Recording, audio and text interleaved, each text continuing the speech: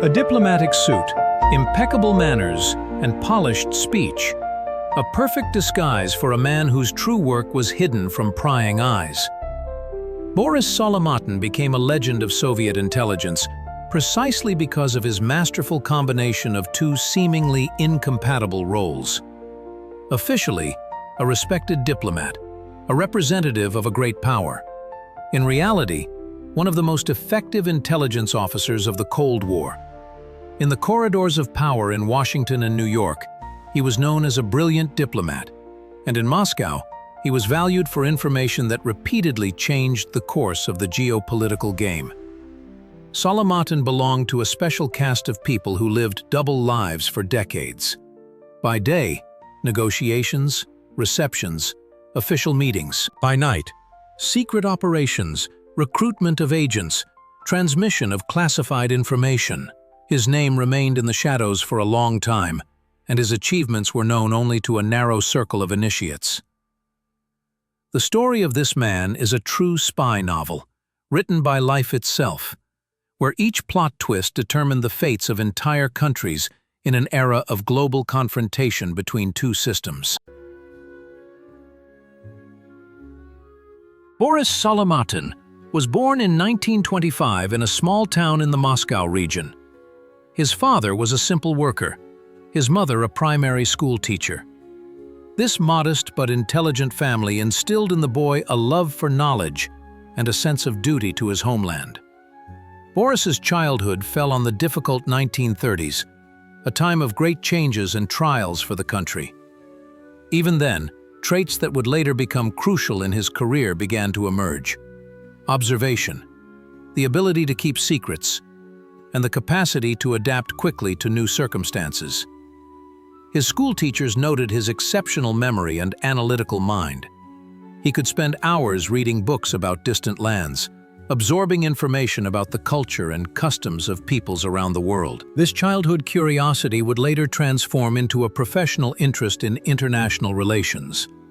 The war found Boris as a teenager. He yearned to go to the front, but was too young. However, the war years hardened his character, taught him to survive in extreme conditions and to make quick decisions. After the war, new horizons opened up for the talented young man. He entered the Moscow Institute of International Relations, the forge of Soviet diplomats. Here, Solomatin displayed extraordinary linguistic abilities, mastering English and French. His professors saw in him a promising diplomat, reserved, thoughtful, with an excellent memory and the ability to win people over. However, fate had a different path in store for him. In his fourth year at the Institute, Boris was approached by an inconspicuous man who introduced himself as an employee of a special department. A short conversation changed his entire future life. Solomatin was offered to serve the homeland in a special way, combining diplomatic work with intelligence activities. The offer was not made by chance. He had been observed for a long time, his potential assessed. His candidacy was personally approved by the legendary intelligence officer Pavel Mikhailovich Fitin, who at that time headed foreign intelligence. Solomatin underwent special training under the guidance of experienced mentors from the first chief directorate of the KGB. He was taught the basics of conspiracy, recruitment methods, and secure communication techniques. Particular attention was paid to psychological training. The ability to live a double life without giving himself away with a single gesture. One of his instructors, an intelligence veteran, often repeated, "A good intelligence officer is an actor who never leaves the stage." Solomatin mastered this lesson perfectly. The young intelligence officer received his first assignment in 1950, a trip as part of a Soviet delegation to an international conference, formally as an interpreter, effectively to gather information about Western diplomats. Boris brilliantly coped with the task, providing valuable information about informal contacts between representatives of the USA and Great Britain. This success determined his further career. Within the Soviet intelligence system, Solomatin quickly gained a reputation as a promising operative, capable of working in complex conditions. He was distinguished by a special trait: the ability to establish trusting relationships with people of different backgrounds and statuses. He could find common ground with both a high-ranking official and an ordinary clerk.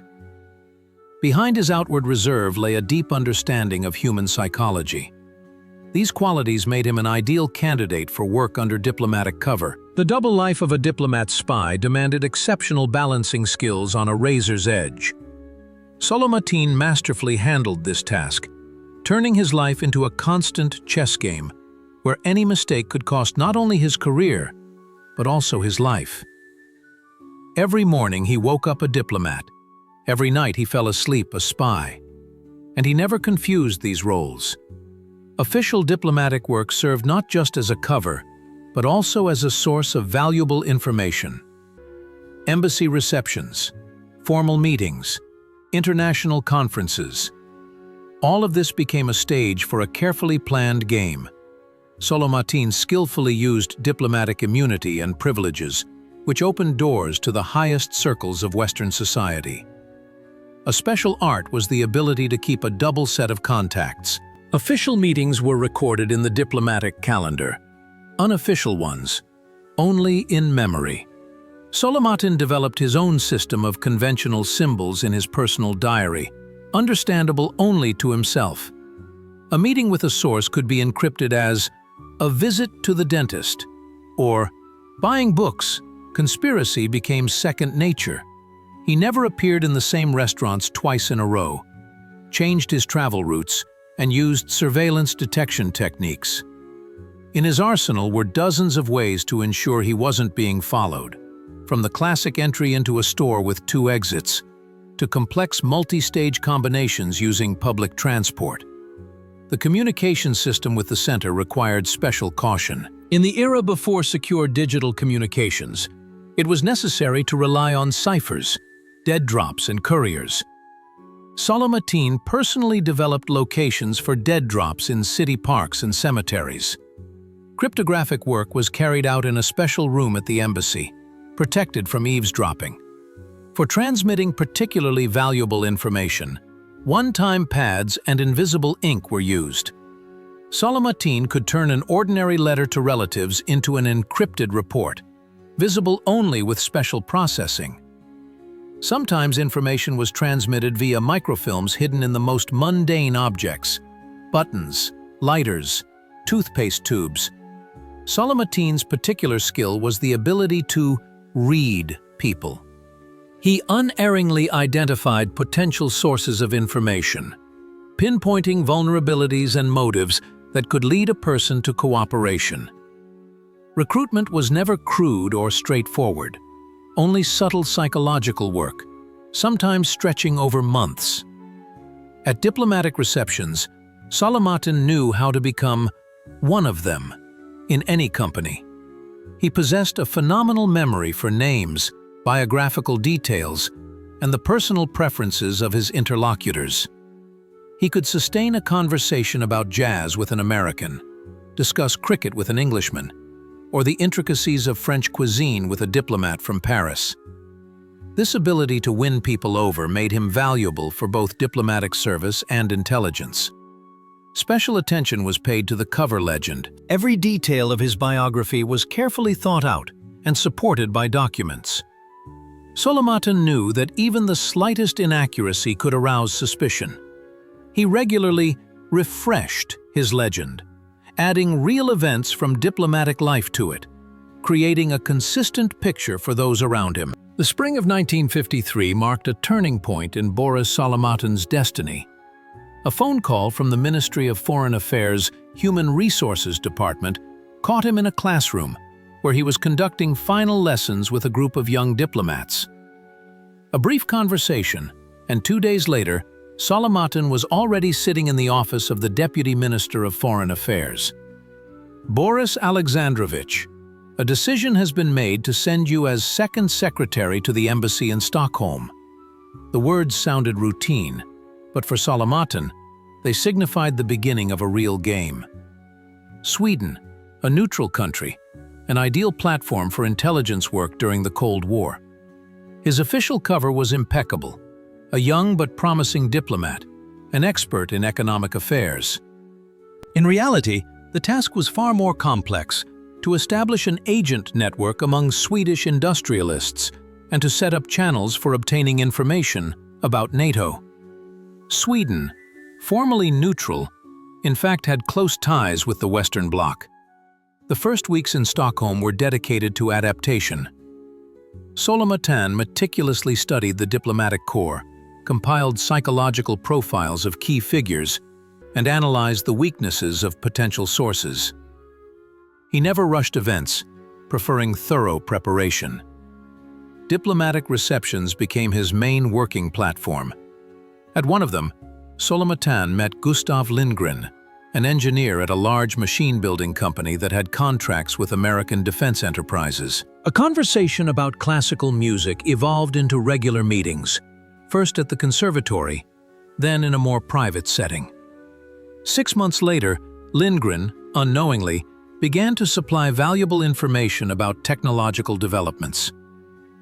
But the real challenge for Solomatin was not establishing agent contacts, but gaining authority within the diplomatic corps. Older colleagues at the embassy regarded the newcomer with some prejudice.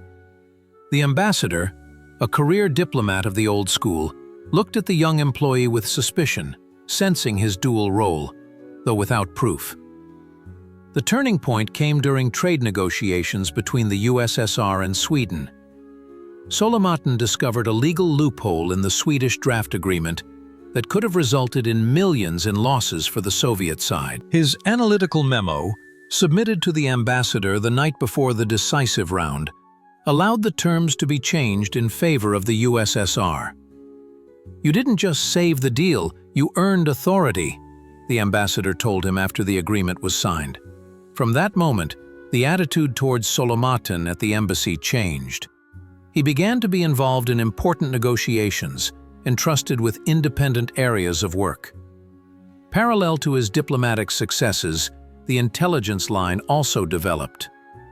Solomatin masterfully used his new position to expand his circle of contacts. He paid particular attention to employees of NATO country embassies working in Stockholm. Through a series of carefully orchestrated accidental meetings, he managed to get close to the third secretary of the Norwegian embassy, who had access to North Atlantic Alliance documents. Ciphers with valuable information flew to the center. Moscow highly appreciated Solomatin's work. His Stockholm residency quickly became one of the most productive in Northern Europe. At the same time, he never forgot his official role, diligently fulfilling diplomatic duties, whether regularly sending analytical materials on the Swedish economy to the Ministry of Foreign Affairs. The Stockholm period became a real school of mastery for Solomatin. He learned to virtuously juggle two roles, not allowing them to conflict. Moreover, he turned this dual existence into an advantage.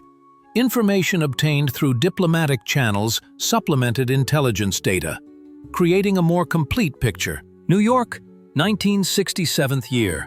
The Glass Palace of the United Nations on the shore of the East River. A place where the interests of all world powers intersect, where every hallway conversation can have geopolitical consequences.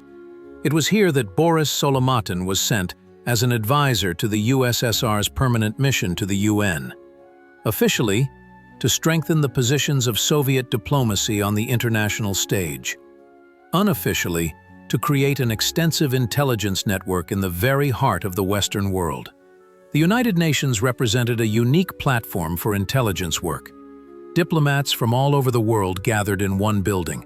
Tons of secret information circulated, and decisions affecting the fate of entire continents were made. Solomatin quickly appreciated the advantages of this multi-layered environment, where diplomatic immunity provided additional protection. At the UN, every second person is someone's agent, they joked in the corridors. There was only an element of truth in this joke. Solomatin methodically built a network of contacts, starting with technical staff and ending with high-ranking employees of the UN Secretariat. Clerks and secretaries who had access to documents from closed Security Council meetings were of particular value. One of Solomatin's main achievements during his New York period was the recruitment of a UN Secretariat employee who had access to correspondence between Western delegations. This source, codenamed the Sage, regularly supplied information about backroom agreements between the US and its allies. Working in a multinational environment, Solomatin developed a special knack for people dissatisfied with their country's policies. He was able to find ideological sympathizers among representatives of developing states, creating a network of informal informants. Many of them did not even realize that they were becoming sources of intelligence, considering their candid conversations with the Soviet diplomat to be a mere exchange of opinions. A peculiarity of working at the UN was the need to constantly balance between various interest groups. Solomatin masterfully navigated between representatives of warring countries, maintaining working contacts even with those who openly criticized Soviet policy. His office at the USSR Mission became a place where diplomats from a wide variety of countries, from Latin America to the Middle East, often dropped by. The most important aspect of Solomatin's work in New York was the creation of legal channels for obtaining information. He organized a system for analytical processing of open sources, from American newspapers to specialized publications on economics and military affairs. Under his leadership, a group of analysts worked, transforming disparate data into valuable intelligence reports. Solomatin developed a special methodology for working in multilateral diplomacy, which was later called the system of concentric circles. At the center were the most valuable sources with direct access to secret information. The second circle consisted of informants who had indirect access to classified information. The third, people capable of confirming or refuting information from other sources. This system allowed for cross-checking data and minimizing the risk of disinformation. In 3 years of work in New York, Solomatin created one of the most effective intelligence networks in the history of Soviet foreign intelligence. His analytical materials were highly valued in Moscow, and his working methods in a multilateral diplomatic environment became a textbook for subsequent generations of intelligence officers. However, the most serious test awaited him: his appointment as resident in Washington, in the very lair of the main adversary. In 1972, Boris Solomatin received an appointment he both awaited and dreaded: the position of Soviet intelligence resident in Washington.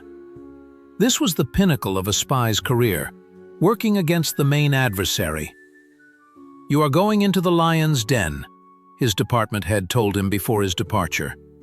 "But it is there that we must be strongest." Officially, Solomatin took the post of political affairs counselor at the USSR Embassy. This position gave him a sufficiently high diplomatic status, and at the same time, the freedom of movement necessary for operational work. Washington, in the early 70s, was a real battlefield for special services.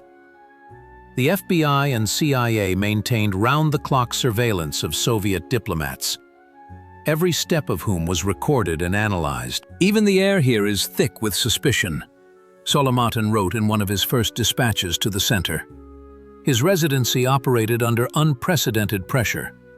Technical surveillance means were everywhere, from listening devices in the embassy walls to hidden cameras on the streets where Soviet diplomats walked.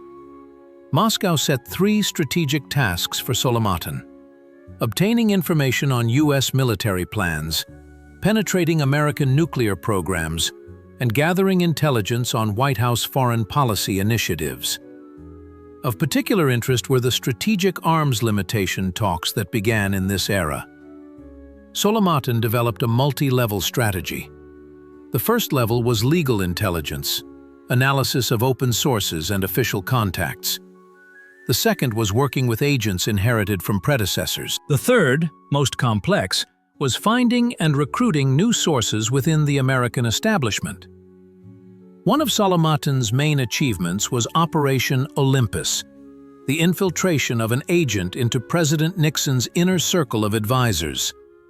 This source, codenamed Philosopher, regularly transmitted information about the mood in the Oval Office and planned foreign policy steps.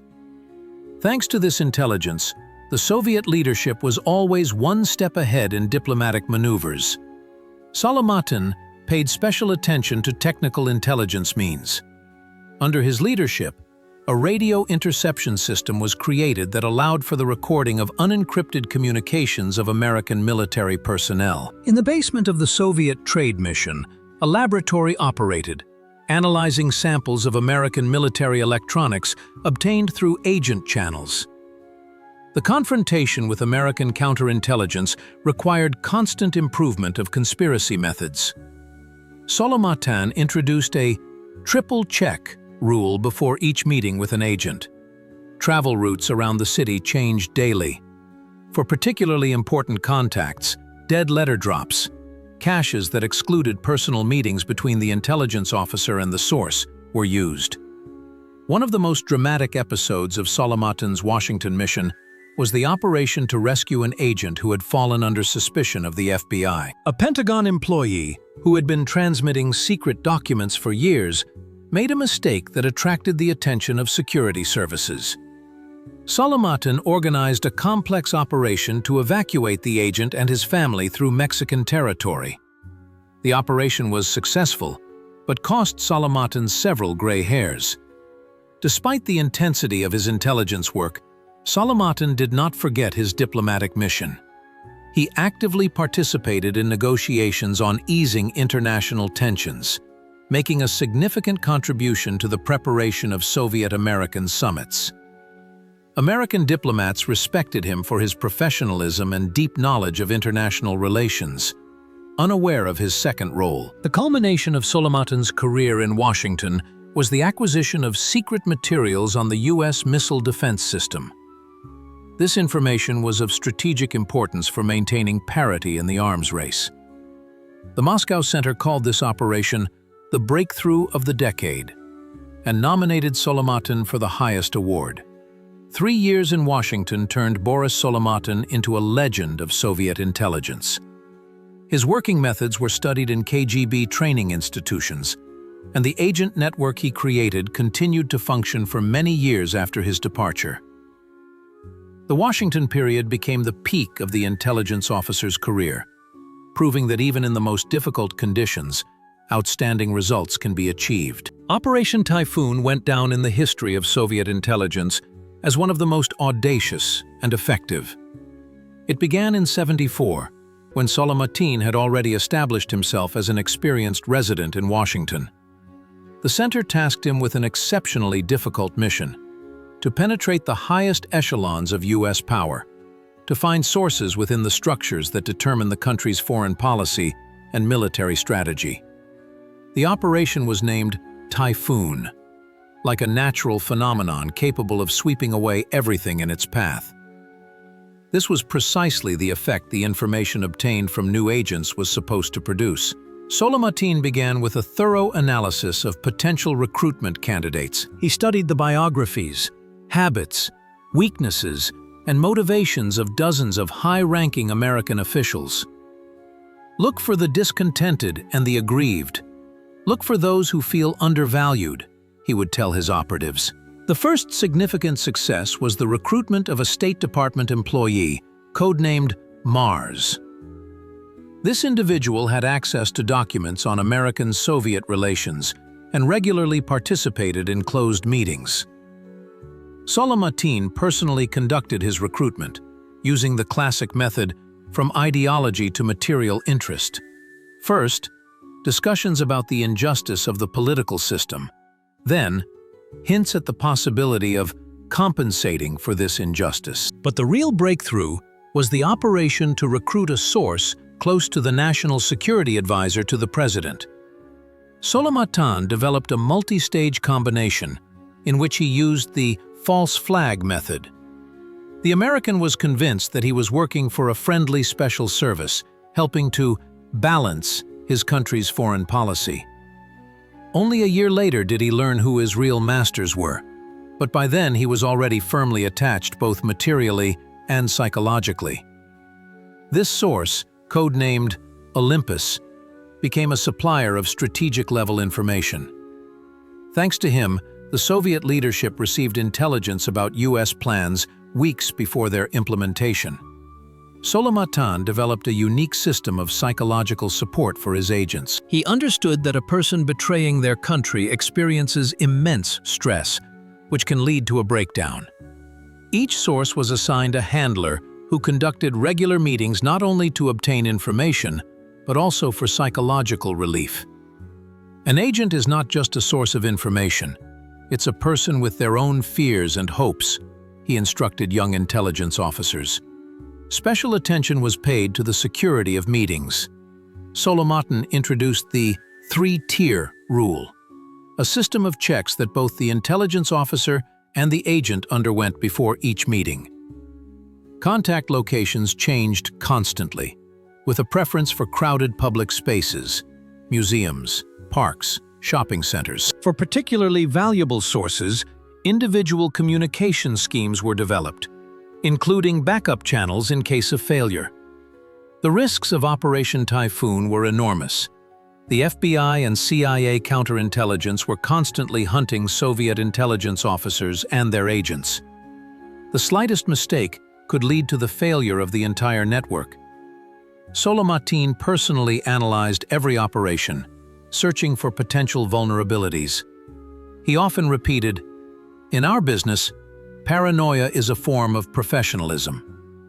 A critical moment came when one of the agents began to show signs of nervous exhaustion. He started making minor mistakes that could attract the attention of security services. Solomatin made a risky decision: to temporarily freeze contact, giving the agent a chance to regain balance.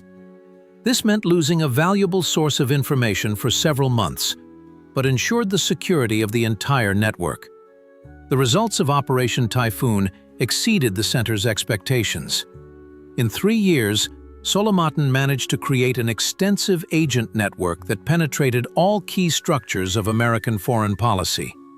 The information obtained from his agents allowed the USSR to develop an effective strategy in strategic arms limitation talks, anticipate U.S. diplomatic moves in the international arena, and adjust its own foreign policy. When Solomatin left Washington in '77, he left behind a well-oiled mechanism that continued to operate for many years. Operation Typhoon became a textbook for several generations of intelligence officers, and the methods of psychological recruitment developed by Solomatin entered the textbooks of special services. The main lesson learned from this operation by young intelligence officers was, even the most impregnable fortresses have vulnerabilities. One just needs to know how to find them. For Boris Solomatin, the diplomatic suit was not merely a uniform, it was part of his essence, a second skin that allowed him to exist in the world of high politics. Behind the impeccable facade of the Soviet diplomat lay the keen mind of an intelligence officer, capable of extracting value from every handshake, every social conversation at a reception. In Washington in the early 70s, Solomatin transformed his official position as a political affairs counselor into a powerful intelligence tool. He actively participated in negotiation processes, where his analytical abilities and diplomatic acumen were highly valued by colleagues. American diplomats noted his exceptional memory for details and his ability to find compromises in the most complex situations. Boris always knew when to stand his ground and when to yield on minor points for strategic gain, one of his American colleagues later recalled. This reputation as a skilled negotiator opened doors for him that remained closed to other Soviet representatives. Solomatin's contribution to the preparation of the 1972 Soviet-American summit was particularly significant. His analytical notes on the American side's positions helped the Soviet delegation develop an effective negotiation strategy. Information flowed through two channels, official diplomatic and covert intelligence, creating a comprehensive picture of events. Solomatin masterfully used his diplomatic status to expand his circle of contacts. He regularly organized receptions at the Soviet embassy, inviting not only diplomats, but also representatives of academia, journalists, and businessmen. These meetings, held under the guise of cultural exchange, became a source of invaluable information about sentiments in American society. Diplomacy is the art of listening, Solomatin liked to tell his young colleagues. And indeed, his main talent was the ability to make his interlocutor open up, to share something more than the meeting protocol required. He never pressured, never forced events, preferring to patiently build relationships based on mutual respect. One of his professional achievements was the organization of the first-ever Soviet-American Roundtable on environmental issues. In the midst of the Cold War, this initiative seemed revolutionary. Solomatin managed to convince both the Soviet leadership and American partners of the need for dialogue on problems extending beyond geopolitical confrontation. Ecology knows no borders, just as our responsibility to future generations. This phrase from his opening speech at the forum was quoted by leading American newspapers. The roundtable not only brought diplomatic dividends, but also allowed Solomatin to establish contacts with American scientists who had access to classified research. Parallel to his official activities, Solomatin directed a highly complex intelligence operation to obtain information about U.S. strategic plans. His residency worked like a well-oiled machine, where every cog knew its place. In the morning, he might discuss the details of an upcoming disarmament conference with an American colleague, and in the evening, analyze a secret Pentagon report obtained by his agents. This double life required exceptional psychological resilience. Solomatin developed his own system of mental hygiene. Every evening he spent half an hour in complete silence, cleansing his mind of accumulated tension. This practice helped him maintain clarity of thought and emotional balance. A crucial aspect of Solomatin's diplomatic work was shaping a positive image of the Soviet Union in the eyes of the American public. In an era when the image of an evil empire was actively cultivated in Western media, this task seemed almost impossible. However, Solomatin found an unconventional approach. He organized a series of lectures by Soviet scientists at leading American universities. Science speaks a universal language, understandable to all peoples. He explained his initiative to the leadership. These presentations had a dual effect. In addition to improving the USSR's image, they allowed for the collection of information about U.S. scientific developments in various fields. Solomatin paid special attention to working with American journalists. He regularly held press briefings, where, with his inherent charm and openness, he answered the most sensitive questions. Many reporters noted his ability to explain complex aspects of Soviet policy in simple and accessible language. He never shied away from uncomfortable questions, recalled a Washington Post correspondent. But he knew how to phrase his answers so that even criticism of his country sounded constructive. This openness created an atmosphere of trust, which was invaluable for both diplomatic work and intelligence activities. During the period of international détente, Solomatin actively participated in preparing cultural exchanges between the USSR and the USA. Tours by the Bolshoi Theater, exhibitions of Soviet art, visits by delegations of cultural figures.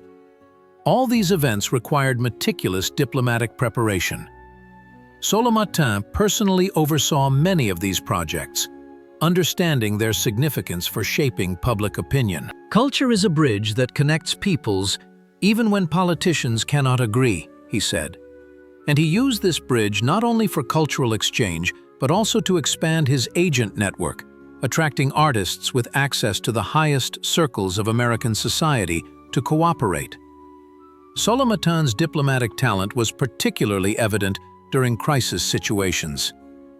When relations between the superpowers strained in the 70s due to conflicts in the Third World, he initiated a series of informal meetings with representatives of the State Department.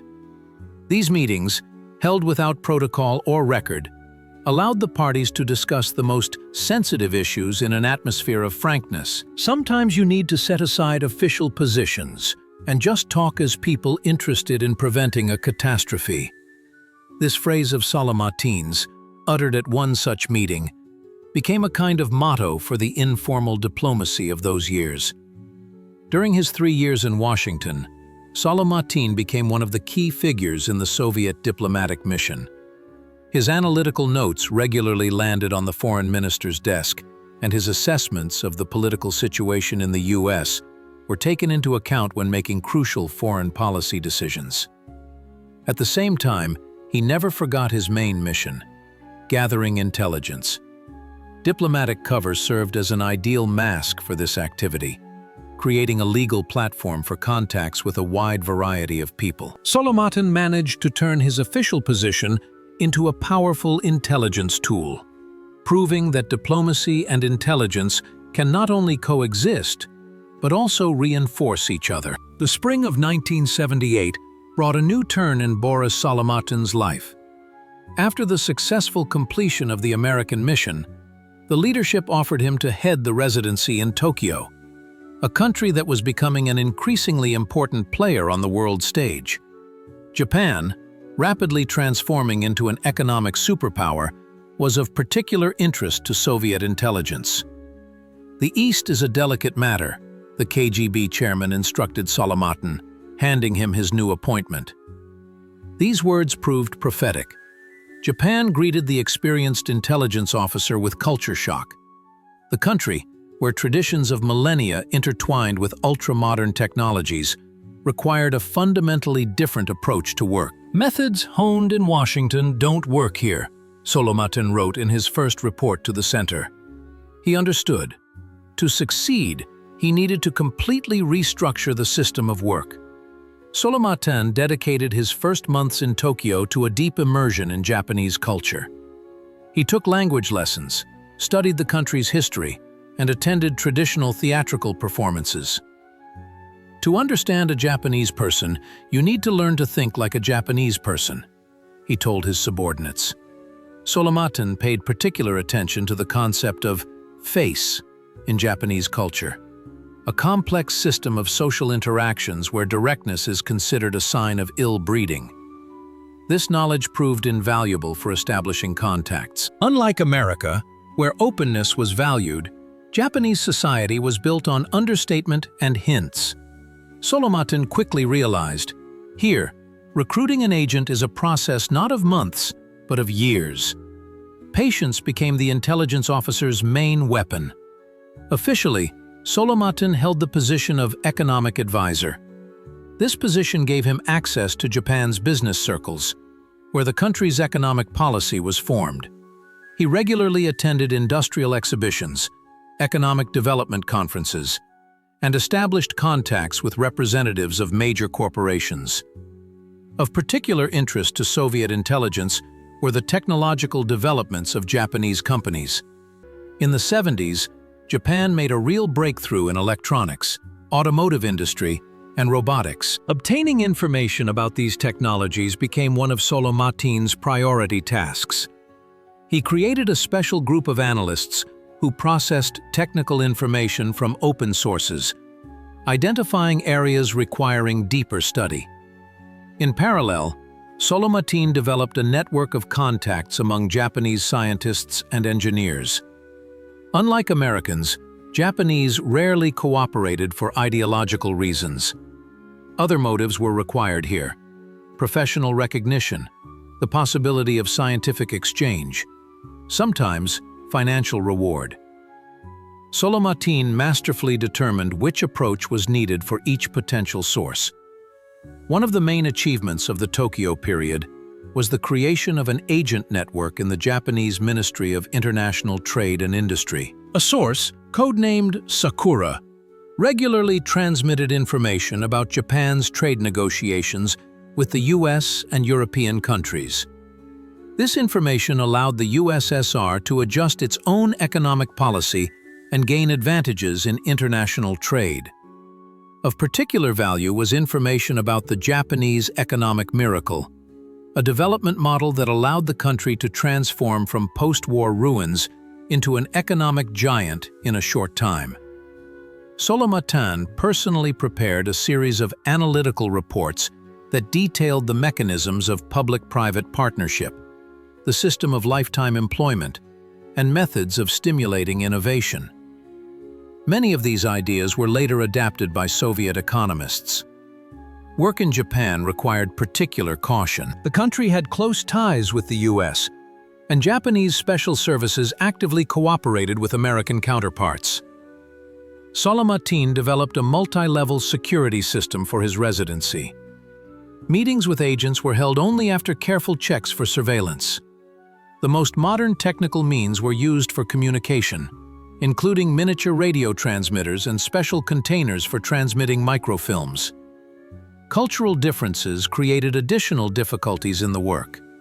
The Japanese decision-making system, based on consensus and collective responsibility, made the process of recruiting agents particularly difficult.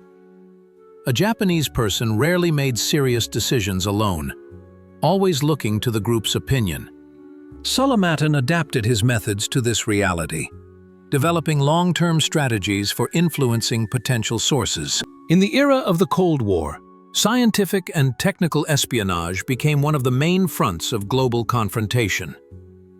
Boris Solomatin, having headed the Tokyo residency in 1978, quickly realized the strategic importance of this direction. Japan was undergoing a technological boom, transforming into a leader in global electronics and robotics. For the USSR, striving not to fall behind in the technology race, this country represented a goldmine of information. Today, technology decides more than tanks and missiles, Solomatin told his operatives at the first meeting in the Tokyo residency. He understood that an advantage in scientific and technical development determines not only economic power, but also the military potential of a state. Under Solomatin's leadership, a special scientific and technical intelligence group was created, comprising officers with engineering backgrounds. Their task was the systematic collection of information about Japanese technological achievements, from microelectronics to new materials.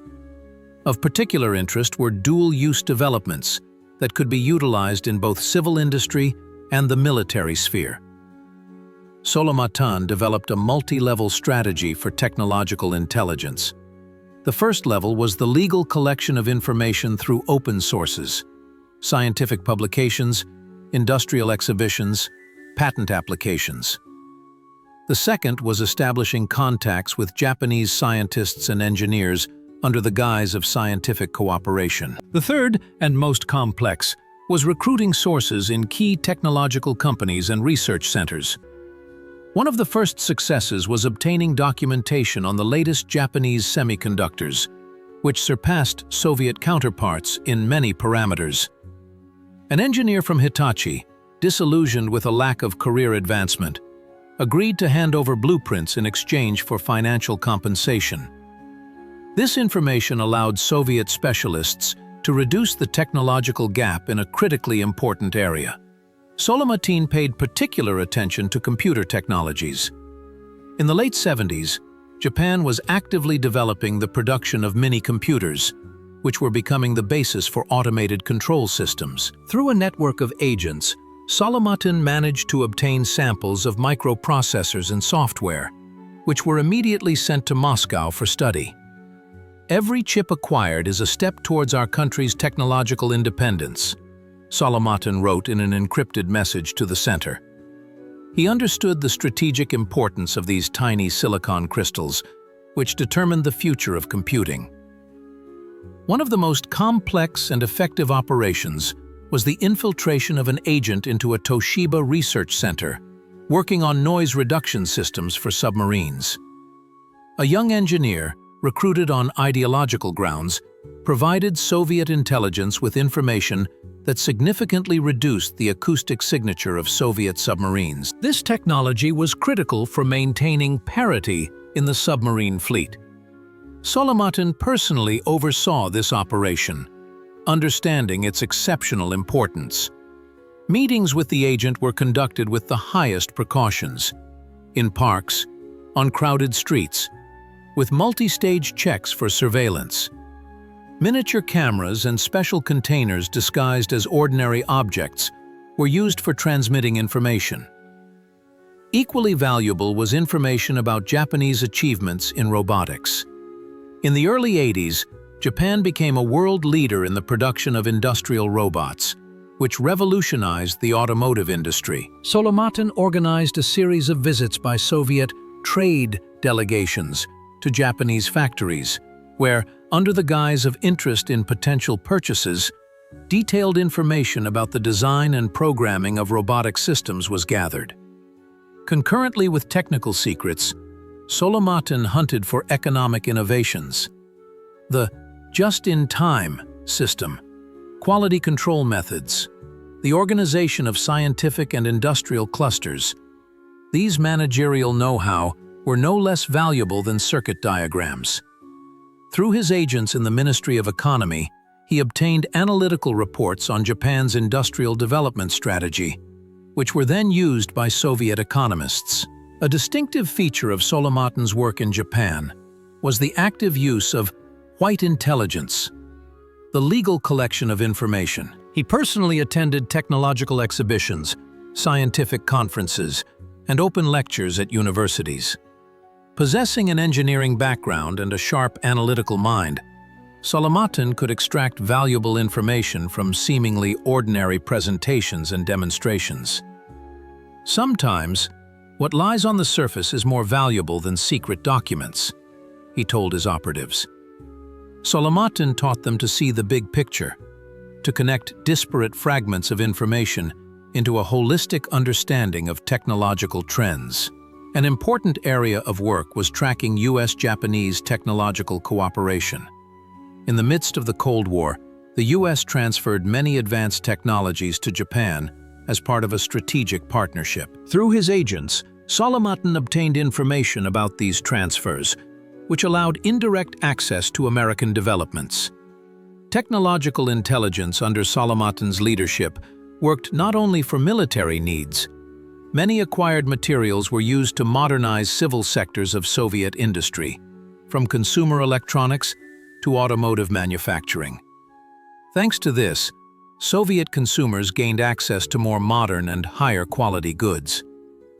During 3 years of work in Tokyo, Solomatin's residency transmitted thousands of pages of technical documentation, hundreds of samples of the latest electronic components, and dozens of analytical reports on promising directions for scientific and technical development to Moscow. The economic effect of this information was measured in billions of rubles saved on research and development.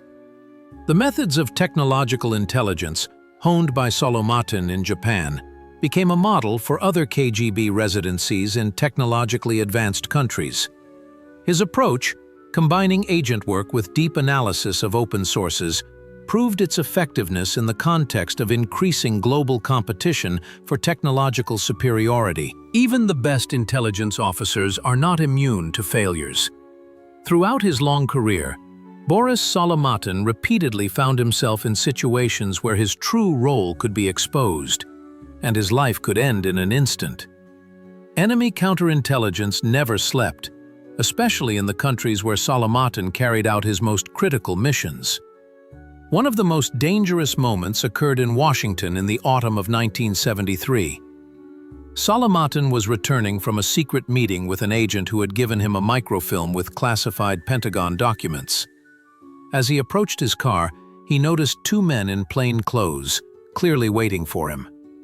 Professional intuition, honed by years of work, immediately raised the alarm. In such moments, a decision is made in fractions of a second, Solomatin later recalled. To run means to confirm suspicions. To stay means to risk arrest red-handed. He chose a third path. He calmly walked past his car as if it didn't belong to him and entered the nearest bar. Ordering a whiskey, he called a journalist he knew, with whom he maintained friendly relations. Half an hour later, they were already discussing the latest political news, creating an impeccable alibi. The microfilm was all this time in a special container, disguised as an ordinary lighter. For the next 3 days, Solomatin did not appear in places where he might be under surveillance. He temporarily suspended all contact with his agents and conducted a thorough check of his surroundings for information leaks. The microfilm was transferred through a backup communication channel, a dead drop in a park, known only to him and his contact from the embassy.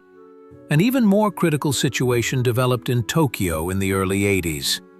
Japanese counterintelligence, working closely with American counterparts, launched a large-scale operation to identify Soviet intelligence officers. Several employees of the Soviet embassy, including Solomatin, fell under suspicion.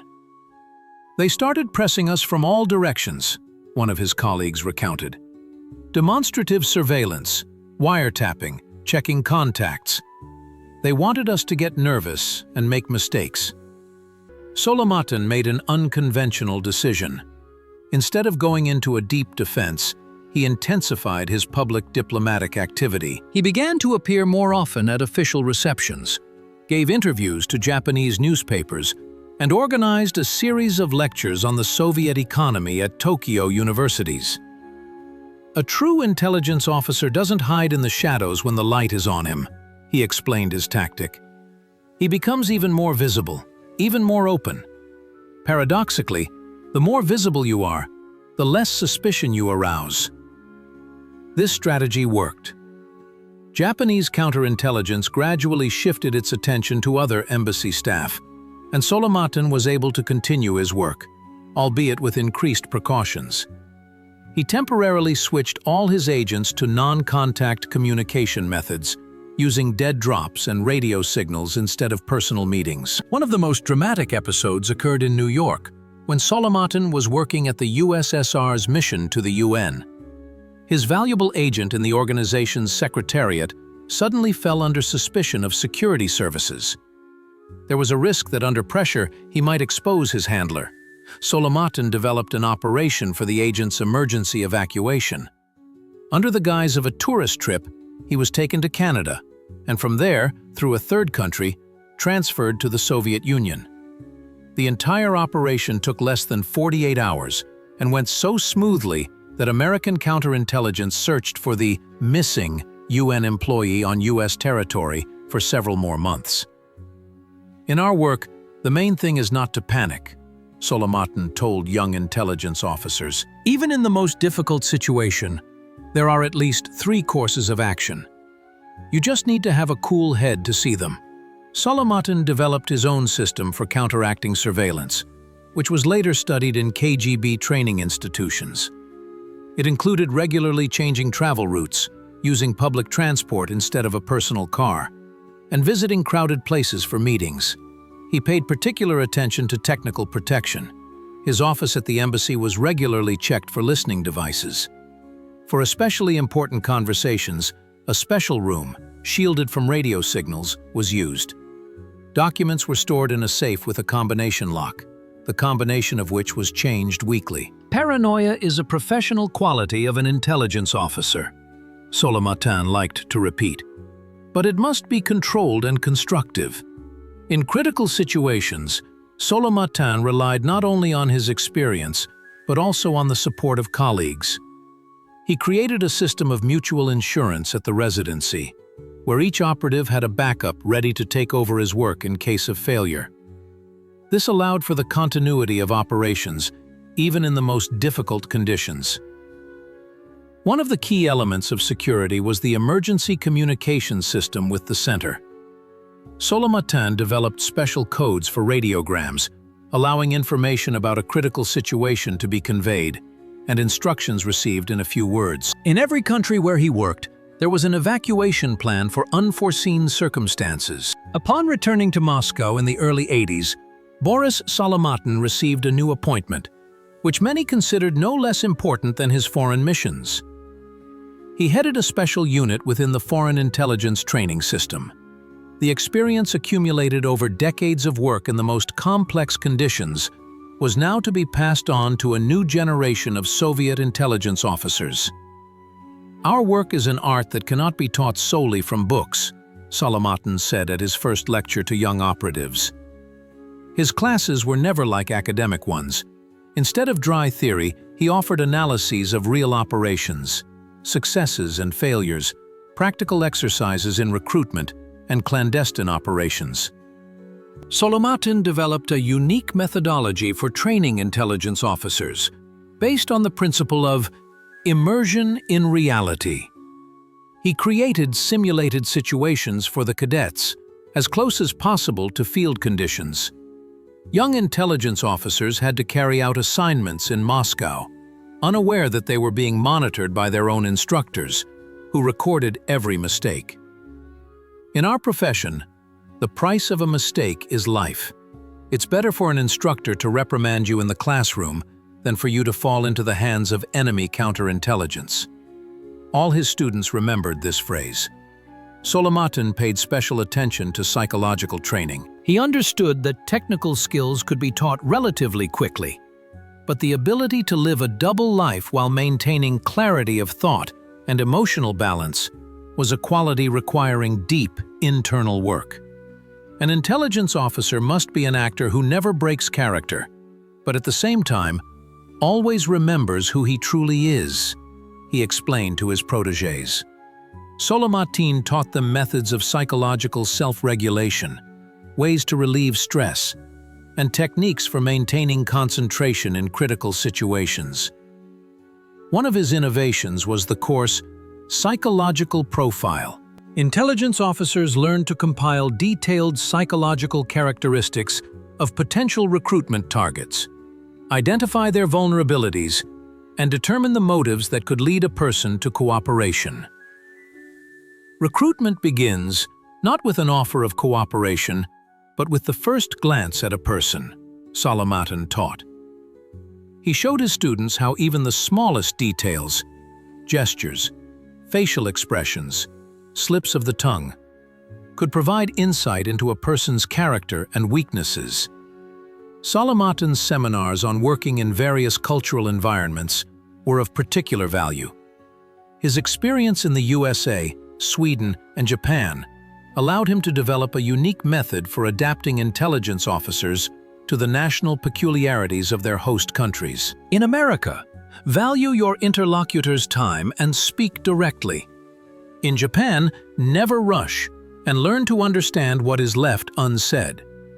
In Arab countries, begin with long conversations about family and only then move on to business. Such practical advice was invaluable for young operatives preparing for work abroad. Many of Solomatin's methods were ahead of their time. He was one of the first to use elements of what is now called neuro-linguistic programming. His system of adapting to the interlocutor, techniques for establishing trust, methods of unobtrusive influence on decision-making processes. All this became the basis for an entire direction in intelligence training. Solomatin's students noted his amazing ability to find an individual approach to everyone. He saw in us not just cadets, but future operatives with unique strengths, recalled one of his protégés, who later became a resident in a European country. Solomatin created a special atmosphere in the training center, where not only professional skills were valued, but also broad erudition, cultural development, and the ability to think outside the box. He organized visits to theaters, museums, and classical music concerts for his students.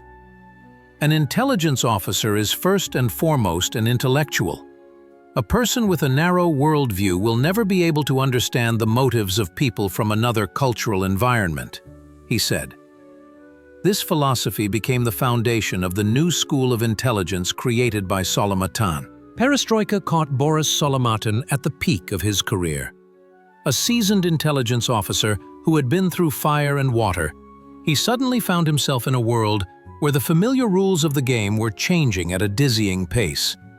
The Soviet Union, which he had faithfully served for decades, was transforming before his eyes, and with it, the priorities of intelligence activities were also shifting.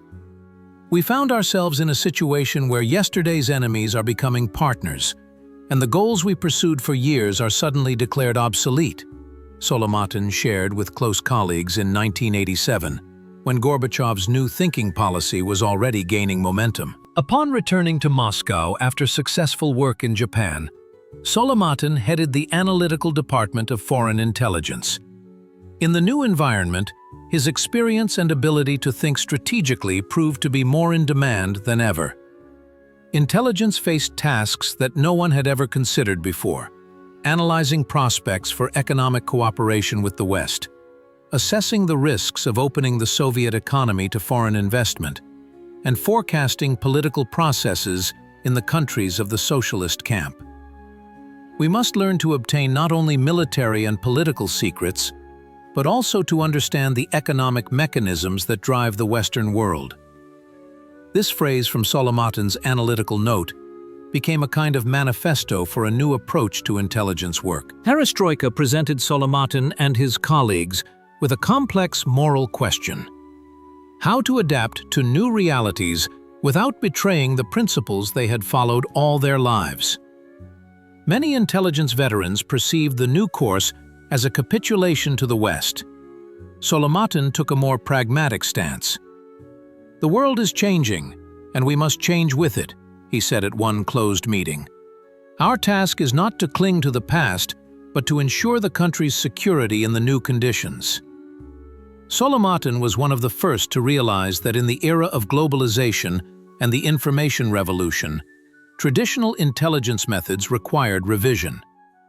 He initiated the creation of a unit dedicated to analyzing open sources of information, from Western economic publications to scientific papers. In an era when the volume of open information was growing exponentially, the ability to find valuable data in this stream became no less important than traditional agent work. Solomatin paid special attention to new technological threats. He was one of the first in Soviet intelligence to speak about the importance of protecting computer networks and electronic information. His report, Information Security in the Era of Computerization, prepared in 1989, was several years ahead of its time. When the State Committee for the State of Emergency, GKCHP, putsch occurred in August 1991, Solomatin faced an extremely difficult choice. As a professional, he understood that the attempt to hold on to power by force was doomed to failure. As a citizen, he saw that the country was on the verge of a profound crisis. "For those 3 days, I didn't sleep, trying to understand how events would unfold and what would happen to our service," he later recalled. Solomatin decided not to support the coup plotters, but also not to actively oppose them, focusing instead on preserving professional intelligence personnel amidst political turbulence. The collapse of the Soviet Union in December 1991 was a personal tragedy for Solomatin, as it was for millions of Soviet citizens. The country to which he had dedicated his entire life ceased to exist. Intelligence, like other state institutions, experienced a profound identity crisis. "We lost not just a state, we lost a system of coordinates." These words of Solomatin reflected the sentiments of many of his colleagues. Nevertheless, he did not despair and focused on what he considered his professional duty: preserving the potential of the intelligence service in the new conditions. In the early years of the Russian Federation, Solomatin actively participated in reforming the Foreign Intelligence Service. His experience and authority helped maintain continuity and professional traditions during a period of radical change. He insisted that despite the change in political system, Russia's geopolitical interests remained unchanged, and intelligence must continue to protect these interests. Intelligence is not an instrument of ideology, but an instrument of the state. As long as there is a state, there will be a need for intelligence. This formula, proposed by Solomatin, became the basis for the new doctrine of Russian foreign intelligence. One of Solomatin's main achievements during this pivotal period was the preservation of agent networks established during Soviet times. In conditions of financial crisis and ideological uncertainty, many valuable sources could have been lost. Solomatin personally supervised the process of reformatting relations with key agents, explaining to them that, despite political changes, their work remained important for the country's security. The name of Boris Solomatin remained in the shadows for a long time, known only to a narrow circle of intelligence professionals. Today, with many archives declassified, we can fully appreciate the magnitude of this outstanding intelligence officer diplomat, whose contribution to national security can hardly be overestimated.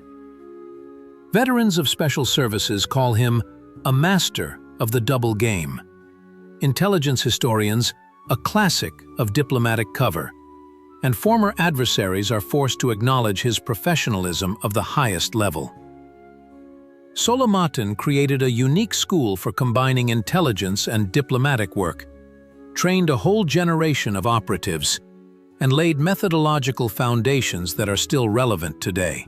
He was a one-man institution, recalls one of his students, now a general of the SVR. He combined an analytical mind, psychological insight, and rare strategic thinking. Solomatin's main professional achievement can be considered the system he created for deep penetration into enemy government structures. His method of concentric circles in building an agent network allowed him to obtain information from various sources, cross-check it, and form an objective picture. Solomatin taught us that one source in the inner circle of a decision-maker is more valuable than a dozen peripheral agents, says an intelligence officer who passed through his school. Of particular value were the methods of psychological recruitment he developed, based on a deep understanding of human nature. Solomatin was the first to systematize the typology of motives that prompt a person to cooperate with foreign intelligence, and created training manuals that are still used in the training of operatives. American counterintelligence specialists, analyzing Solomatin's activities ex post facto, noted his unique ability to find people with dual loyalty, those who were outwardly absolutely loyal to their country, but inwardly ready to cooperate with the enemy. He saw cracks in the personality that even security service psychologists didn't notice, a former FBI agent admitted in his memoirs. Solomatin's technical contribution to the development of intelligence also deserves separate mention. He was at the forefront of creating complex systems for secure communication with agents, and developed several generations of special technical means for transmitting information. Many of his inventions were so innovative that American and British special services could not understand their operating principle for years. Solomatin's colleagues note his amazing ability to adapt to changing conditions. He worked equally effectively in capitalist America, neutral Sweden, and traditional Japan, always finding an approach appropriate to the national mentality. He had a rare gift for becoming one of them in any cultural environment, recalls a diplomat who worked with him in Tokyo. Of particular value is Solomatin's legacy as an analyst. His forecasts for the development of international relations, made in the 80s, described with astonishing accuracy the processes that unfolded in the 90s and 2000s. He was one of the first to predict the rise of China as a global power, the growth of Islamic fundamentalism, and the transformation of traditional military threats into hybrid conflicts. Historians of special services are unanimous in their assessment of Solomatin's role. He belongs to the constellation of intelligence officers whose activities not only ensured the country's security, but also influenced the course of world history. The information obtained by his residencies repeatedly allowed the Soviet leadership to make strategically correct decisions at critical moments of the Cold War. Solomatin's legacy lives not only in intelligence textbooks, but also in the school of operational work he created. Dozens of his students continued their teacher's work, some reaching the highest posts in the foreign intelligence system. He taught us the main thing. Intelligence is not just collecting secret information. It is the art of understanding another country deeper than it understands itself.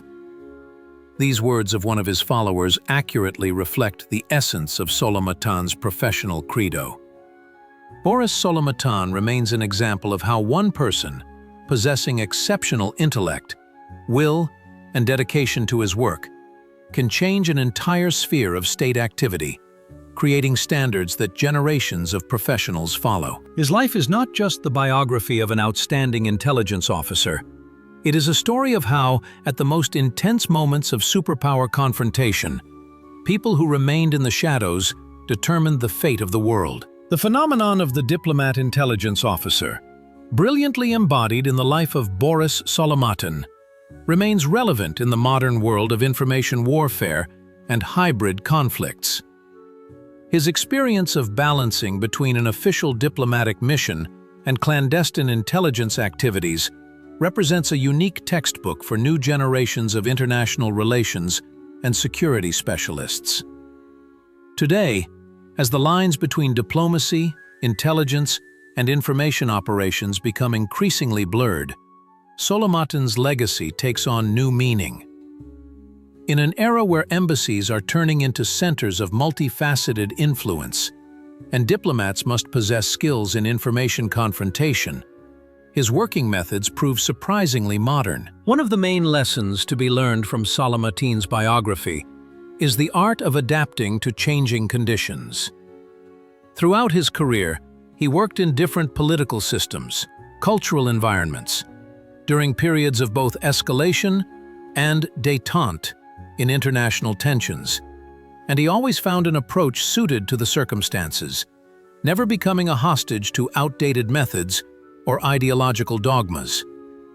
In a modern multipolar world, where traditional alliances are undergoing transformation and new centers of power are actively asserting themselves, the ability to understand the cultural codes of different civilizations becomes critically important. Solomatin was a master of such understanding.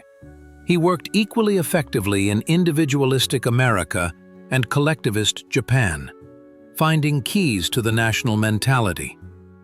Solomatin's system for analyzing open sources of information retains particular relevance. In the modern era, when the volume of available data is growing exponentially, the ability to separate meaningful information from informational noise becomes an art of strategic importance. His methodology of correlating disparate facts to create a holistic picture can serve as a model for modern analysts. No less important is the psychological aspect of Solomatin's legacy. In a world where technology increasingly replaces the human factor, his approach to working with people, based on a deep understanding of motives and needs, reminds us of the enduring value of human relationships in intelligence and diplomacy. Artificial intelligence can analyze terabytes of data, but it cannot gain the trust of an interlocutor or sense the unspoken doubts of a negotiating partner. Solomatin proved that the dual role of a diplomat intelligence officer is not a burden, but an advantage. Information obtained through diplomatic channels complemented intelligence data, creating a comprehensive picture of events. This synergistic effect remains a valuable resource for modern states aiming to utilize their foreign missions as effectively as possible. In the era of information warfare, Solomatin's experience in working with public opinion gains particular value. His ability to shape a positive image of his country through cultural diplomacy, scientific exchanges, and personal contacts with journalists can serve as an example of how soft power becomes an effective tool of state policy. Modern conflicts are increasingly unfolding not on battlefields, but in the information space. In these conditions, Solomatin's ability to operate at the intersection of diplomacy, intelligence, and public communication appears prophetically relevant. He was a precursor to what is now called an integrated approach to international influence. Solomatin's biography also reminds us of the importance of the ethical dimension in intelligence and diplomatic work. In a world where the lines between truth and falsehood are blurred, his professional integrity, adherence to principles, and state interests represent a moral compass for new generations of international relations specialists. The life story of this outstanding individual teaches us that, ultimately, success in international affairs is determined not by the number of spy gadgets or the volume of funding, but by the quality of the people who serve their country. Solomatin was a professional of the highest caliber because he combined a sharp mind, psychological insight, cultural flexibility, and unwavering dedication to his cause. In an era when technology is radically changing the working methods of special services and diplomatic departments, the human factor remains decisive. The art of understanding people and countries, of seeing beyond the facade of official statements to real interests and motives. This is what makes an intelligence officer, and a diplomat, a diplomat. And in this sense, Boris Solomatin's legacy remains timeless, transcending the boundaries of eras and political systems.